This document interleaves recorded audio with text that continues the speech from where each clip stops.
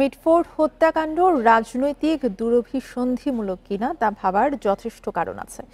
এই হত্যাকাণ্ডের ঘটনা নির্বাচন বিলম্বিত করার অপচেষ্টা কিনা তা নিয়েও সন্দেহের অবকাশ রয়েছে বলে মনে করেন বিএনপি মহাসচিব মির্জা ফখরুল ইসলাম আলমগীর। বিএনপি চেয়ারপারসনের গুলশান কার্যালয়ে স্থায়ী কমিটির বৈঠক শেষে জরুরি সংবাদ সম্মেলনে এসব কথা জানান তিনি। এ বিষয়ে আলোচনা করতে বনানী থেকে আমাদের সাথে যোগ দিচ্ছেন বিএনপি চেয়ারপারসনের উপদেষ্টা মোয়াজ্জেম হোসেন আলাল। আপনাকে স্বাগত জানাচ্ছি বিরতিহীন সংবাদ দুপুরে। শুরুতেই জানতে চাইব যে মিটফোর্ডে ব্যবসায়ী সোহাগ হত্যাকাণ্ডকে বিএনপি কি কারণে রাজনৈতিক দুরভিসন্ধিমূলক বলে সন্দেহ করছে? বান্ডেল থাকলে প্রতি সেনমানিতে টাকা বাঁচবে। বিকাশ সেনমানি বান্ডেল কিনে জিতুন প্রতি লেনদেনে। আপনাকে ধন্যবাদ। যে নিকট অতীতে এই দিন নকিলে ঘটনাটি ঘটেছে, মিটফোর্ড ওইখানে বড় বড় একটি এক নেতাকে গুলি করে হত্যা করে তার মৃত্যু নিশ্চিত করার জন্য আবার পায়ের রগও কেটে দেওয়া হয়েছে। এর পাশাপাশি আরো একটি লোমহর্ষক ঘটনা ঘটেছে।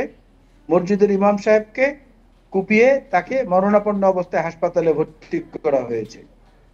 কোনটি নিয়ে এত উচ্চবাচ্য হলো না, এত সোশ্যাল মিডিয়া নিতে পারল না, যেটা ঘটনাটি জায়গা করে নিল।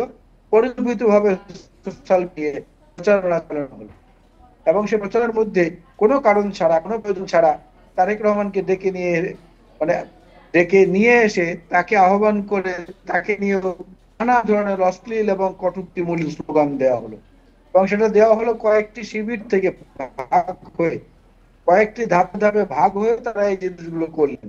এখন এ থেকেই তো বোঝা পেছনে একটা রাজনৈতিক, যেখানে আমরা প্রমাণিত হওয়ার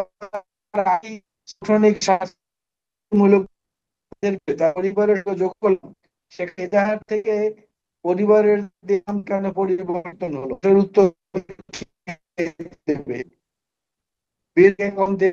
তারেক রহমান কি প্রধানমন্ত্রী কিংবা স্বরাষ্ট্রমন্ত্রী করতে হবে? এই কয়েকটি জিনিস থেকেই বোঝা যায় যে উদ্দেশ্যপূর্ণ। ওই অন্য দুটি ঘটনা, ইমাম সাহেবের ঘটনা ভিডিও ভাবে প্রচার হলো না। এই ঠিকভাবে বিএনপি কে প্রতিপন্ন করার জন্য এটা করছে।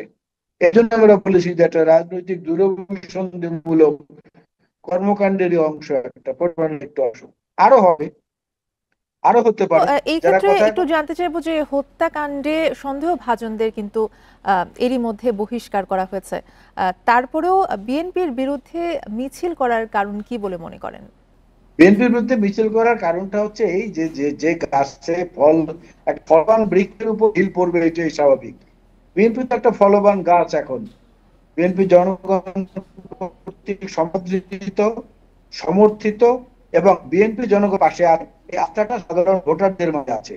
সেইখানে একটা বিঘ্ন সৃষ্টি এখন কি আমরা নাকি?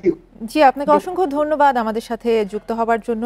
বিএনপি চেয়ারপারসনের উপদেষ্টা মোয়াজ্জেম হোসেন আলাল আমাদের সাথে যুক্ত হয়েছিলেন।